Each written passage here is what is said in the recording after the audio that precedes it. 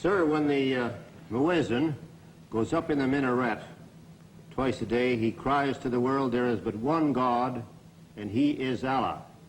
Do you deny that there is a Christian God? The muezzin does this 5 times a day. 5 times, and I only heard him twice.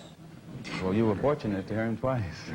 But he does this 5 times a day, and the same God that he says that he expresses the existence of is the God that the Christians profess to believe in themselves, and the God that the Jews believe in, one God, the creator of the universe.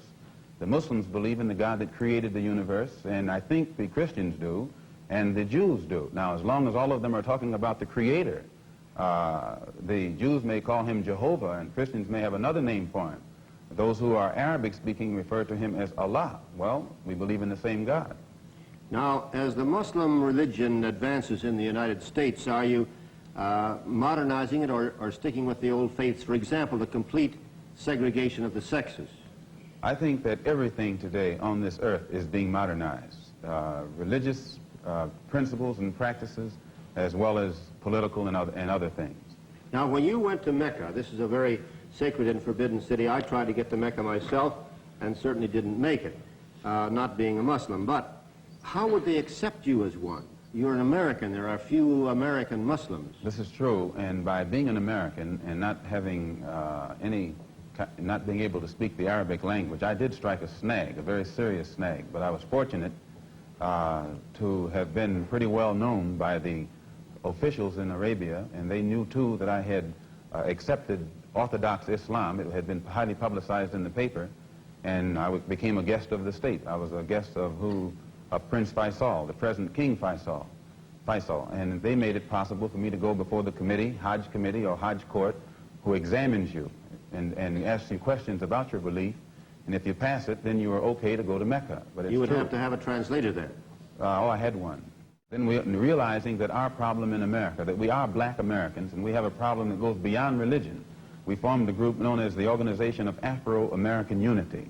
And the objective of this organization, it's non-religious, number one. Any Negro can belong to it.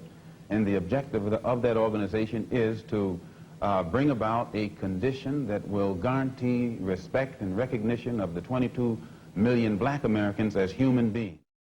We feel that the problem, number one, of the black man in America is beyond America's ability to solve.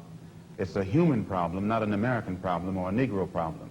And as a human problem or a world problem, we feel that it should be taken out of the jurisdiction of the United States government and the United States courts and taken into the United Nations in the same manner that the problems of the black man in South Africa, Angola, and other parts of the world, and even the way they're trying to bring the problems of the Jews in Russia into the United Nations because of violation of human rights.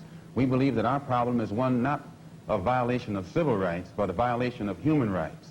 Not only are we denied the right to be a citizen in the United States, we're denied the right to be a human being.